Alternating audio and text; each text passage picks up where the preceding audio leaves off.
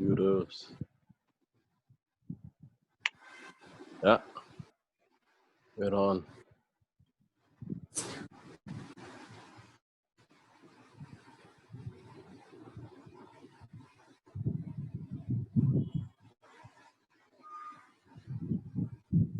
They can keep their videos on, huh? They can. Everyone can. Only the mics needs to be mute. Yeah.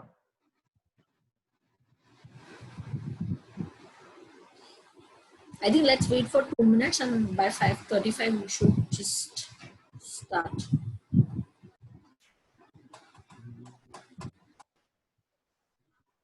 Okay.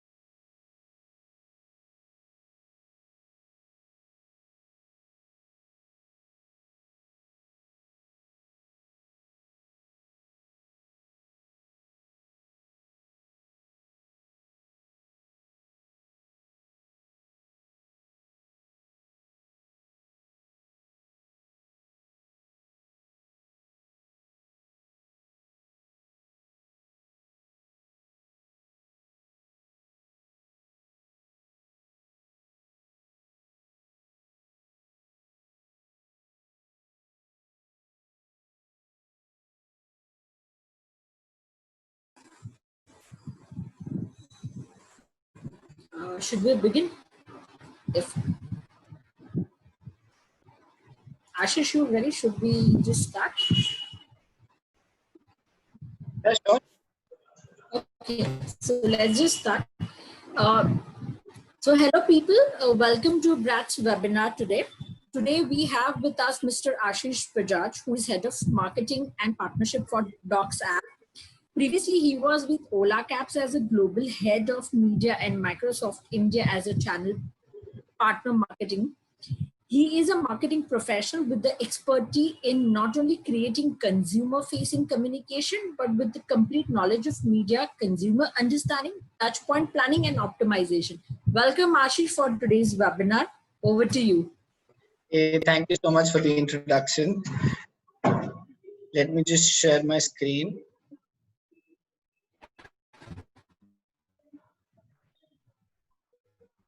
I hope it's all visible. Yes.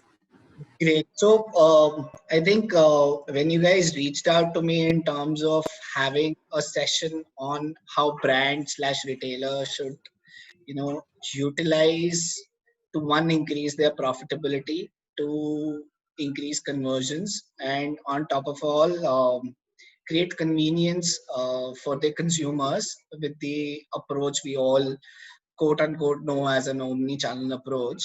I think it was quite exciting because I've, through my part of previous exposures in organizations, I've been purview of the information and the kind of ladders or the steps that you need to climb in terms of building an approach which connects your offline brick and mortar store to an online consumption and then closing the loop with actually delivering the product to the consumer. So I during the course of the presentation and the entire next minutes, I think, of course, one thing is sharing it through what it looks in terms of pen and paper through a presentation. But I'd like to take all of you through a lot of experiences that I had. So let me just rewind you back to 2010, is when I started off my career into media planning at Maxis Delhi, and I was part of the Nokia team. And that time, the high word was digital. It's going to change the media landscape.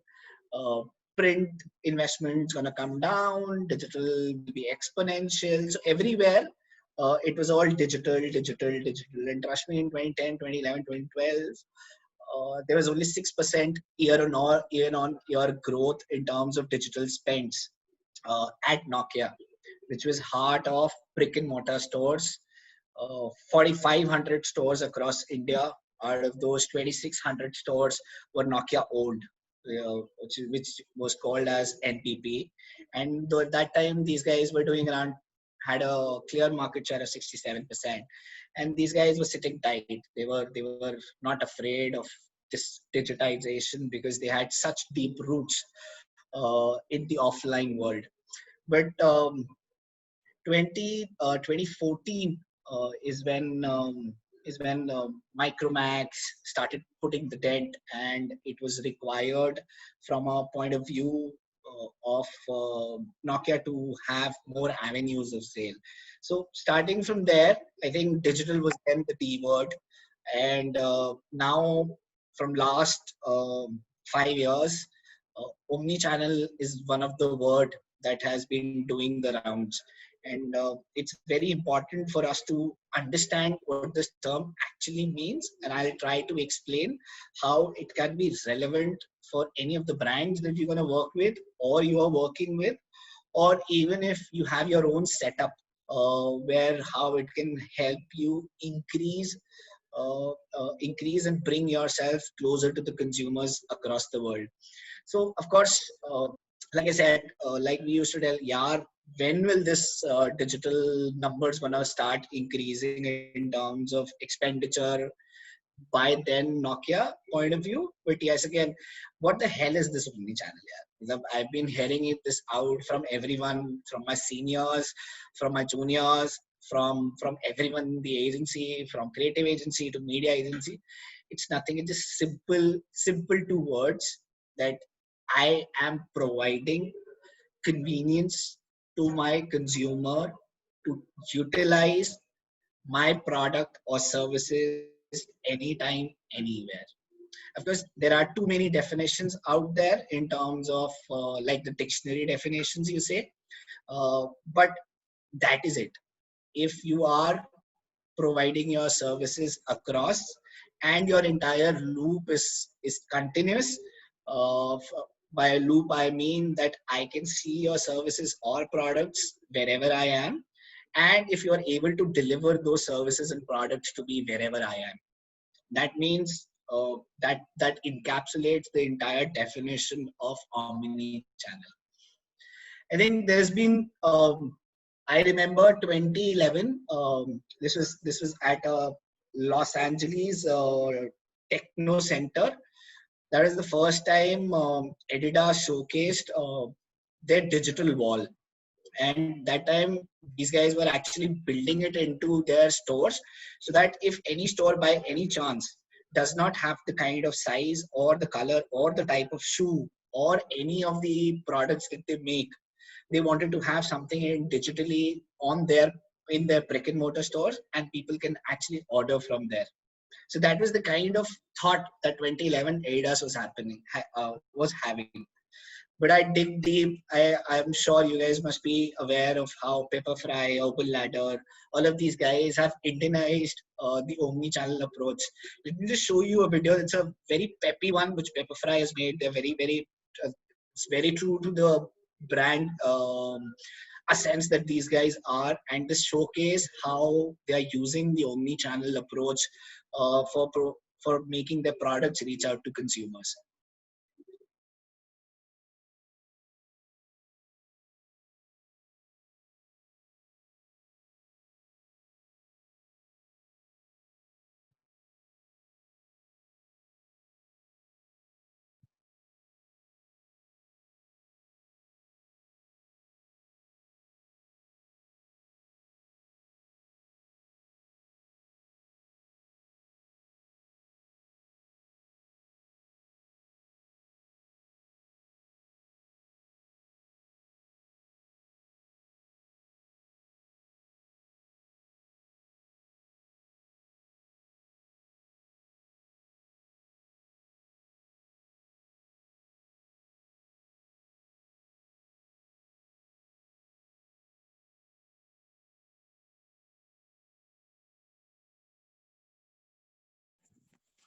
Abhishek, we can't hear the audio.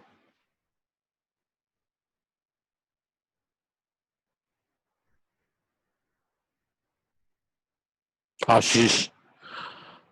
Ashish, we can't hear the audio. Oh, very sad. Um, I'll share the link afterwards, Sure, but it's sure. a very interesting take from a brand on providing experience to their consumers. Even the touch and feel is there, and people can actually order the products and get it reached their home. I'm sure people must have already witnessed it by themselves in the studios, Pepper Fry or Urban Ladder. But yeah, it's a take that I think is very unique. So now, why is it becoming such a big thing? So let me just give you an example of how all of this happened. I'm sorry. Am I audible? Okay, so let me just give you an example. Another example, 2013, I was part of Max's global business development team, and we were doing a pitch for L'Oreal out of their London headquarters. And while the pitch was about the global business, but we went in and showcased them what would the future of L'Oreal Studios be like. We introduced technology where we used VRs, IRs, so that a person can try out as many as shades of lipsticks, as many as makeup they can try out. So I think that is when the whole idea sunk in into the first the cosmetics and the fashion industry, that being being present on digital can actually increase their numbers in terms of sales, and all of that comes at a cost of having convenience again. So also I was when I joined Nokia 2015 is when we were actually having the dent of from Micromax or the Androids of the world, and the brick and mortar or the offline sales were dipping very fast, and that is when we actually decided to start our digital stores. And the first time we did it, we were at number 20th in terms of digital unique visitors on our website across the entire countries that Nokia was available in. And within 8 months, Nokia unique visitors to our website, we became number one. And till I was there till 2017, by far we were still the leaders in terms of unique visitors.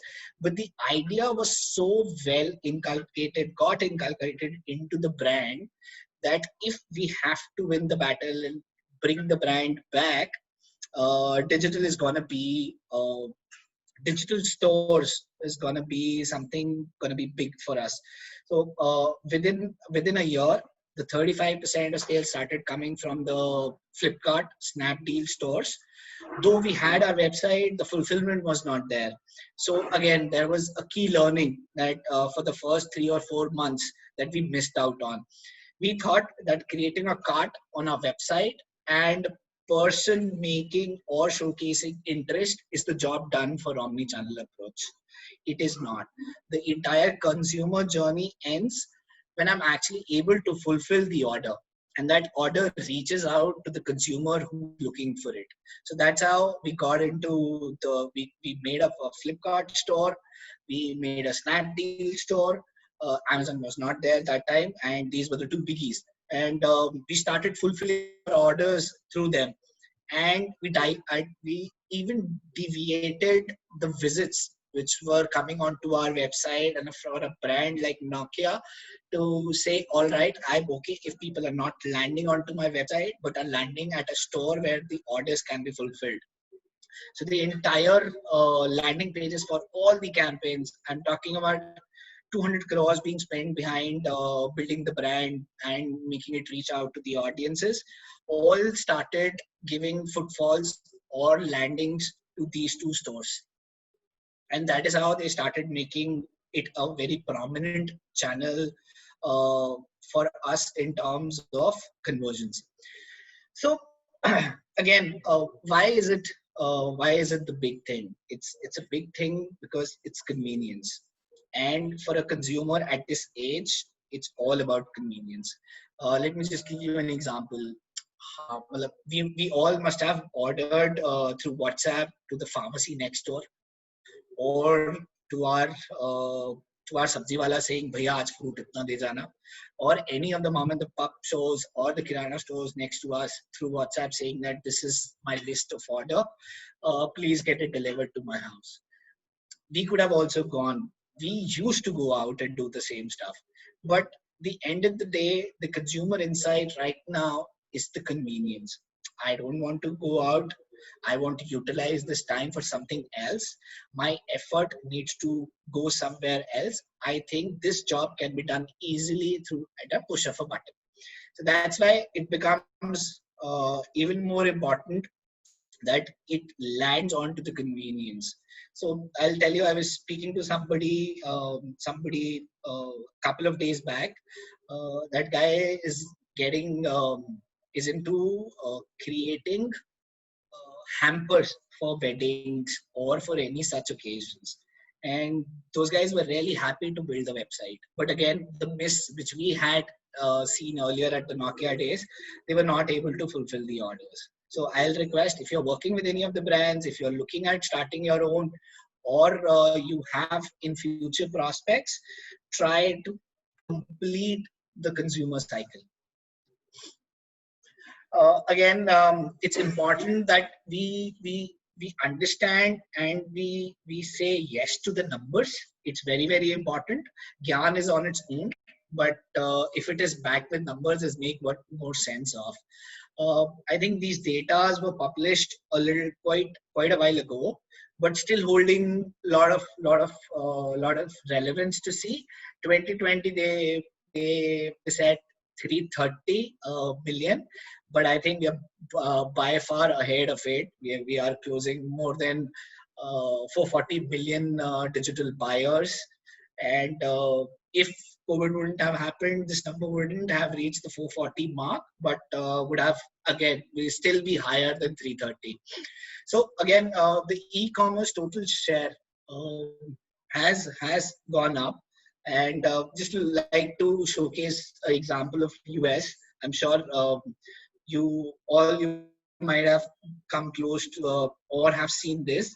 The kind of exponential growth that has happened as a e-commerce penetration in US in last 8 to 12 weeks is from 16 to 27%. That's a hell of a growth. And I'm sure because there are no studies currently out for India showcasing what is the adoption of e-commerce or digital buying penetration in India in the last 10 to 12 weeks. But I'm sure the trend would have been very similar, because we all at ourselves must have seen that change in our buying behavior. And going forward, I think this will now be a permanent shift.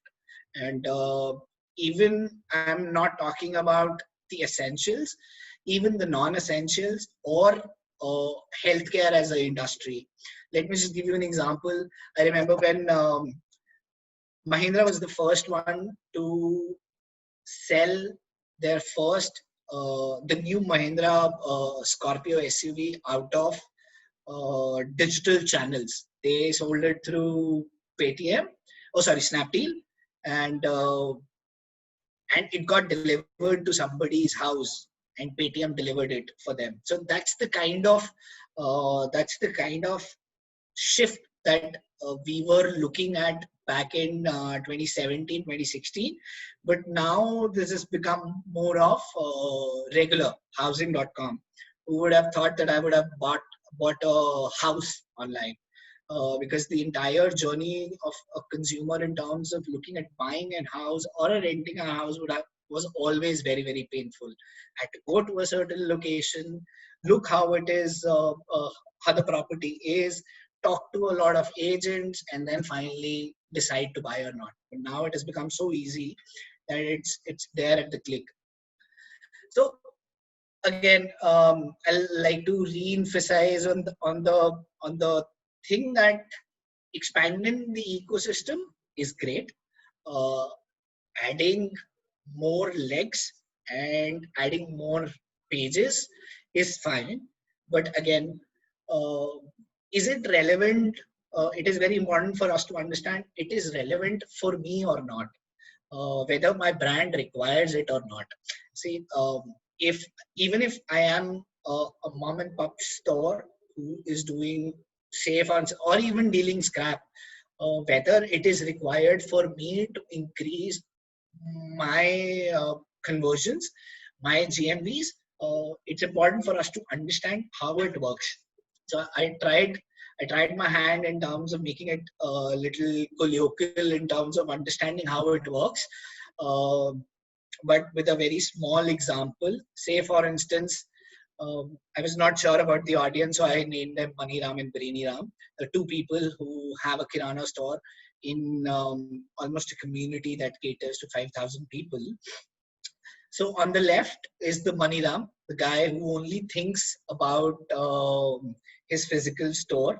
He keeps having discounts and offers on his store itself. But by the end of the month, he's only selling to 1,000 people. Whereas his community reach is his best reach. That is where his epitome is. That is where it ends for him. But whereas Brainy Ram, being the more smarter one, quickly understood and realized that there are other ways of getting people onto my store, and at the end of the month having more people to buy from me. So he started all the WhatsApp thing. People getting his services through his website. People started getting an app that he made out of purchasing for him. So he increased his reach to a lot far audience, which was earlier not available to him. And in terms of conversion, he started seeing 5x to what he was earlier seeing. Agree? So in terms of numbers, yeah, it looks flashy to us that, oh, if I've done the store, my job is done. Now there will be a free fall of people onto my store, and I will suddenly be making a lot of moolah. But yes, it doesn't happen that way. Ideally, that is what we all have been learning through, but that is what it doesn't happen. So I think it's a lot more to that. One, the brand should be consistent across all the stages of selling. Two, it is important. Again, I'm trying to again emphasize on the fact that the consumer journey needs to be complete, and your after sales services should be impeccable. I think that is the short presentation that I wanted to do on omni-channel approach. I hope it made sense. And if any questions on how you guys want to look it up for yourself, for your own brand that you're going to work with, or anything around understanding it, how I can utilize the concept, I'm all yours.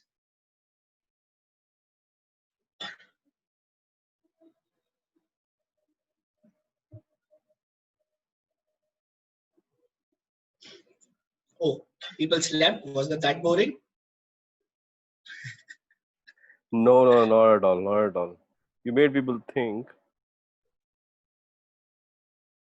One second.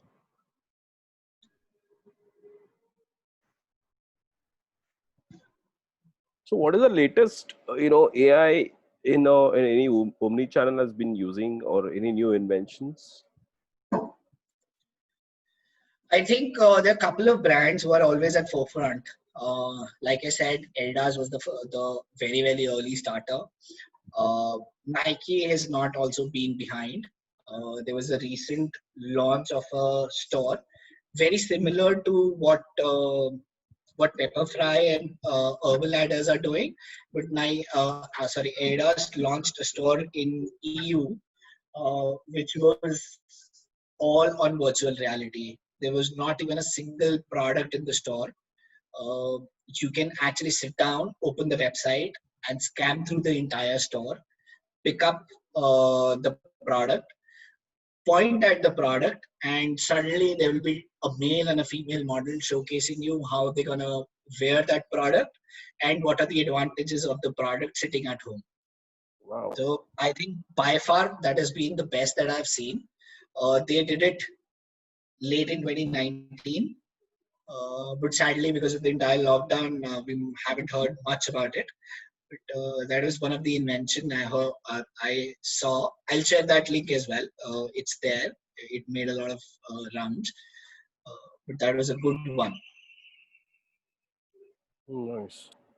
So, like, DocsApp is something which is actually creating a lot of revolution in terms of COVID, because doctors and hospitals are not that easily accessible. So, when what was the thought process and how the COVID is actually really helping the brand to grow now? What was the strategy behind this, and when was it started? So this got started in 2014, Oh, and the whole idea behind DocsApp earlier was all about teleconsultations, and it used to join doctors to patients in tier 2, tier 3 towns, because okay. all of these guys had to travel a lot to a tier 7 city, which was nearer to them in terms of even having a fever got checked. So they had a lot of trouble in that. This actually enticed the idea to the founders that there is a lot of scope of building a product which through technology helps a lot of people who are not able to travel. And that is how it all started. And yes, I agree. From a from a usage point of view, in last 3 to 4 months, uh, it has skyrocketed. People have, of course, one was that I don't want to go to an OPD or a hospital because I'm scared right now. What is the other alternative? The other alternative for me is telemedicines or online doctor consultations. So, in a word, yes, it has helped us in terms of growth and helping a lot of people. In terms of healthcare industry itself, I think it's a kind of whatever we spoke in last 20 minutes is actually what is happening to the healthcare industry as well. So Max, be it Apollo, be it other major hospital chains across India, have now started their online doctor consultation, telemedicines, even reports getting delivered, phlebos coming your house and taking the samples, even kids vaccination happening at home. I Wow. think that's a that's not a straight definition to an omni-channel approach, but yes, I think it's the hybrid version that is now getting into the healthcare, and it's going to be very very exciting for the next couple of years to watch and see where it goes. Yeah, because likewise, I see in 2008, 1888, what, 6 years back, 5 years back, when the demonetizations happened, how Paytm actually got an opportunity to revolutionary in the industry. But it wasn't planned, but it actually came out to the organization where it is e-payment services. Also, likewise, I personally know about Ethos. So they have recruited immediately about 1,500 people, and there was a situation which was not easily manageable.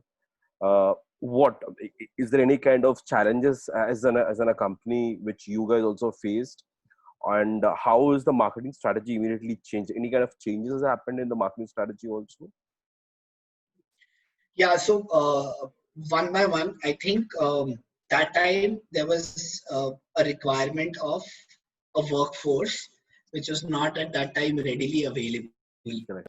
Because at demonetization time, it was more of getting vendors or suppliers onboarded to a digital wallet, and they start utilizing their digital wallet services for the consumer that are coming to their stores. Uh, but here, I think was always there. I mean, for us, supply is availability of a doctor. Okay, and I think there was a group of doctors who used to feel that through online or teleconsultations, we might not be able to service 100% to the problems of the patient in front of me. So there was a section of doctors who used to not feel good about telemedicines. I think the move from the government has actually helped in all of them understanding that this is the future forward, and the supply was there in abundance now for us. Earlier, the top doctors might refrain from being onto a digital platform, but now all the top doctors are, in some sense, are aligned with one or the other digital platform in terms of providing online doctor consultations. And you won't believe, in last 3 months, to be precise, 15 weeks, there has been 48 new brands for online doctor consultations. That is how the market is growing, and there is a major change that we as a brand have done in terms of marketing it to our consumers. Earlier, the entire story for us used to be, how is my CAC the lowest, and how is my LTV is the highest. The lesser I want to pay for acquiring a user, and I want to maximize my money out of that user. Those used to be the kind of conversations. But now, thankfully, in the last 3 months, we have actually changed it, and and now it is more about how I'm trying to help consumers utilize the platform first, understand how it is, how it works for you, what are the kind of departments that you can have a consultation on. And trust me, for all the COVID related queries, in the last 3 months, we have not charged anything to anyone who's coming onto a platform in terms of having any issue or any confusion around COVID or the kind of symptoms that they are seeing. We are not charging consumers. Also, we're working with government in terms of providing free consultations for tier 3 and tier 2 towns, and even R1 and R2, rural 2 areas as well. So that has been, I think, a significant change. The brand has understood that currently it is about the requirement, and definitely it's not about making money right now. And I think if it falls right, then I think it will be the demonetization era for us. So there are some four questions. For a newcomer in the market who has very basic information about the omni-channel, how is company can differentiate the products from others? What things one should look into consideration? Can you see the chat? Yeah, I guess for a newcomer in the market who has a very basic information about the channel, how company can differentiate from others. See, of course, differentiation is key to any business. And if I am providing a different product than whatever is right now listed in the market, or I am providing a better service than anyone out in the market. So there are a couple of things that you need to have it in mind while the entire omni-channel approach works for you in terms of reaching out to the consumers and showcasing your product. One, the differentiation of the product itself. Say, for instance, let me take an example of a Nokia handset and a Samsung handset. At a very given time in early 1990s, Nokia was the king, and we used to feel the product itself was so superior that nothing could have beat them down. And Samsung, being that time a new entrant kind of in the market, they pushed on to have a better product. By that I mean, they got Android up, they got superior phones in terms of camera technology, in terms of uh, apps. They were faster than Nokia to adapt, and that is how they provided differentiation in their products. Now, the second thing uh, I feel is very, very important for any new entrant is how am I listening to my consumers what is the feedback of my consumers and how I can grow myself from there, and how I can take those insights into my business and make the product that is suitable to all. And what we call it this as NPS in our daily languages, that, oh, my app store rating is 4.5, and there are some 20 negative comments. It's important for you to understand, comprehend those 20 negative reviews, and see how that can actually help in improving your services or product. I think these are the few things that you need to have into consideration while you are a new entrant.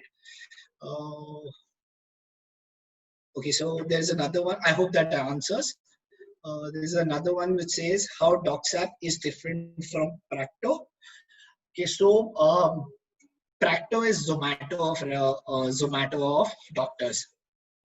Okay, by that I mean that you find all the listings of doctors which are in and around your area. It was very late that Zomato started home delivery in India of food. But similarly, Plateau started doctor consultations. They've still not started the entire range of products onto their platform, which is medicine deliveries, which is lab test, and also to an extent what in the healthcare industry we call as programs, which is either a weight management program or a diabetic program or a maternity program. So those are still not there available on Practo as a platform. But yes, the new entity, which is Medibody DocsApp, covers all of it. Okay, the third one we have is also providing their services in rural areas. Yes, DocsApp is available or servicing 95% of pin codes in India, and and your tier 3, tier 2 and beyond actually encompasses approximately 52% of our audience base. Um, and I think the whole idea for the founders was also to provide the kind of quality healthcare to these rural audiences, because those guys were not able to reach out to there. Okay, what are the challenges the company is facing right now and the road ahead? Sorry, road ahead for the future. Any I specific challenges you might be facing, and if you have Okay, any such kind of regarding my own organization. yeah. Okay, so see, there's a lot of challenges because I think COVID has had an impact to every business. Uh, there is, but there are tiers of categories which are less impacted and are very highly impacted. I'll start from saying travel, transportation, hospitality are at the top. Healthcare, of course, being at the top, at the bottom. But still, there's a major piece of our business which is annual health checks, which an employer does for its employee, and somebody has to go to a radiology center physically to get their check done, and it is all paid for that employee.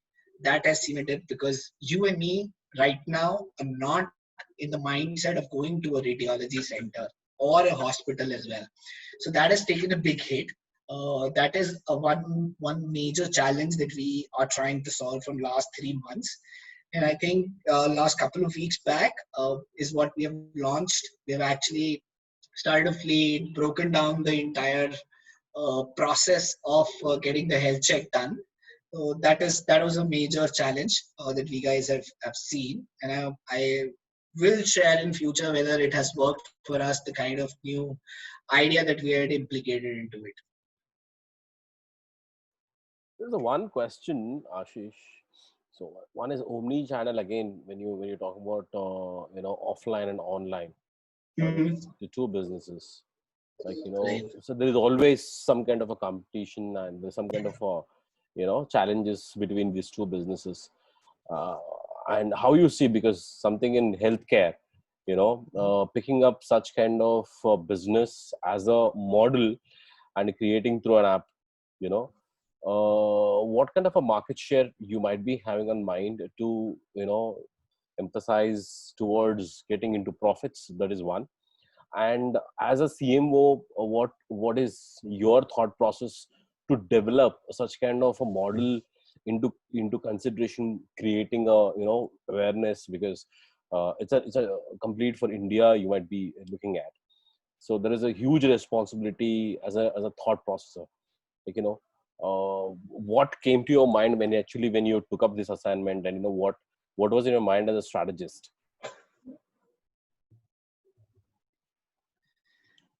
So one thing in terms of the market share, like we were also having a conversation earlier. Basically, the joint entity, the Medimedian DocsApp, currently of digital healthcare, controls around or has a share of 55%. And DocsApp has been leader in online doctor consultation since 2015. And of course, from a competition point of view, M5 and CureFit have gained a lot of market because of the aggressive nature of the brand, both the brands. And we know CureFit for sure is a very aggressive brand in whichever category they enter into. So those are in terms of market share. And when I joined the assignment from a transportation category going to healthcare, it was a personal kind of a move for me. My kid is type 1, and I thought, if by having a chat with the co-founder, I understood that this guy is not looking at profitability right now, rather than creating a channel, a new channel in itself, which can help a lot of people. By type 1, I mean he's a type 1 diabetic. So I thought this could be an area where I can help a lot more people, because when I was having conversations with him, I found out that during any adverse weather conditions or climatic conditions, say for instance there were floods, there were droughts, there was happening in Assam that time when I joined that year. It was in Kolkata flood. This guy provided this guy provided healthcare or teleconsultation free of cost to everyone. The people were not able to charge their phones. I know that out of the leadership team, people travel to those areas with chargers, batteries, so that they can charge people's phone and make them have a conversation with doctors so that they are taken care of. So I think it was a lot of a personal decision for me to jump into, and I think it's right time. I think I had joined. So that's it. Thanks, Ashish. Thanks a lot. Any more questions? Yeah, Raj, please.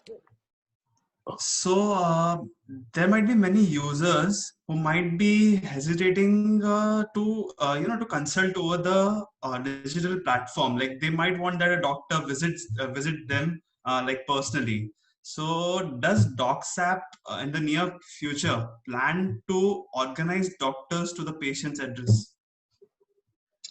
It's a good idea, because there are certain departments apart from your general medicine or something where people refrain from traveling to a hospital. Say for instance, when people are taking gynecology treatments, or people are talking about mental health, or people are talking about sexuology. So in these kind of departments, people usually don't tend to move out of their houses out to a hospital, because they feel that, oh, what if somebody sees me coming out of uh, a counselor's or a psychiatric's room? I will be embarrassed. These are the things which DocsApp was solving for. I think a very first campaign that we did was also on the same line, the same insight, called as Baat To Karo, where it was urging people to actually come out and start talking, because with talking a lot of things help. And your idea of doctors reaching out to the patients, I think we are like, currently in India, we have 142,000 doctors, registered doctors, for 120 crore. And of course, every state has its own numbers, and if you even add all the states, it ends up to around 8 lakh doctors in India registered to some or the other accreditation society for medical councils. And but the number is still very, very less. And I think this can only be fulfilled if we have a army of doctors going to a consumer's house. But I think uh, any idea, uh, any idea is not a bad idea. I think I will have a conversation keeping this in mind. My future visionary meetings that we do in terms of with the leadership, and I will let people know that how it goes. Thank you so much. Thanks. There is one question from Abhishek Laha. Yeah. So it says DocsApp is the market leader. How DocsApp is the potential of this business model in India and the world? You mean profitability into the business model? So currently the model itself is on pay-per usage. So say for instance, you come onto the platform and create a consultation. How the business model works is uh, the doctor gets paid for the every consultation they do. So it's a marketplace right now, and of course, yes, this model is very well accepted and is a $6 billion industry in UK, which is done by Babylon itself. It's another on consultation startup which started 4 to 5 years back, and it has a GMV of $6 billion on a year level. So this model is proven already in the else part of the world, majorly UK, Israel, and US. India, yes, it is coming up, but currently the fight of having the lowest rate for an online consultation with doctor is the fight right now. But again, the business model is healthy.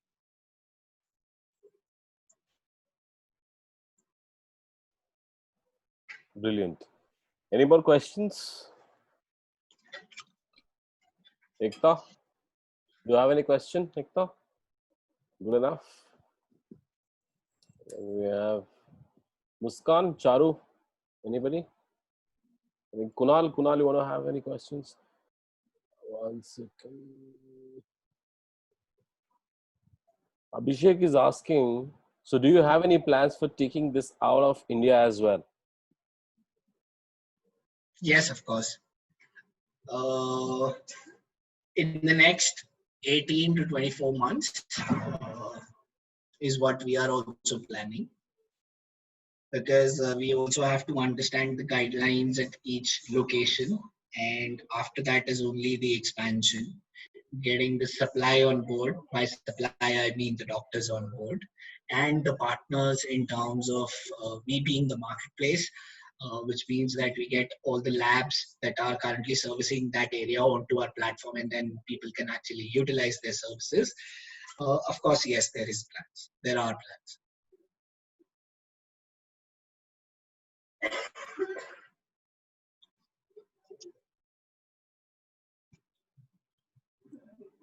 Guys, any more questions? Please raise your hand. Okay. I think we're good, Ashish. There are quite many number of questions. Thank you so much for having me. Thanks, Ashish. Thanks a lot. It's a good one. Thanks. Oh, that's a nice one. All the best. Ashish is saying Thank you all so the much. best. All the best to all of you. Thank you so much. You guys are doing a great job. Thank you so much. Can we have one photograph? Can you everyone switch on the cameras? I would like to take a screenshot. 1 second.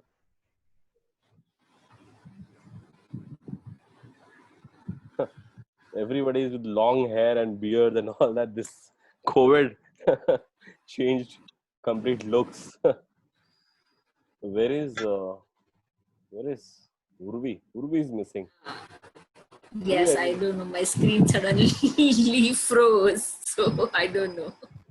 Just a minute. I can't do anything at this moment. No problem, no problem. All right, 1 second. Great, thanks guys. Thanks for being here today. And tomorrow we'll have one more session. We'll be updating you. Thank you so much, Sorry, Ashish. Suresh, I think you need to put a link because I just can't do anything right now. For people to drop in their feedback and if there's any questions for Ashish, so we can connect. Yeah, I'll be sharing your 1 second. You can just do that. Yeah, 1 second. Bye. Bye. Thank you, Ashish. It was a lovely session. Thank you so much. Thanks, Ashish. I'm putting the link 1 second. Anyway, we'll WhatsApp now. We will WhatsApp in the groups and in person also. Yeah, it's okay. Gaurav, you are in the group, right? Gaurav, you are in the group, no?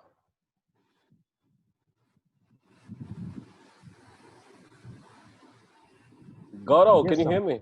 Gaurav, you are in the group, right? Yes, yes. Yeah, cool. Yes, So sir. I'll be sharing the link on the group. You can leave your feedback out there. Yeah? Rest all will get in person. Sure. Thank you so much, guys. Thanks, Yatin. Thanks. Thank you, Kunal.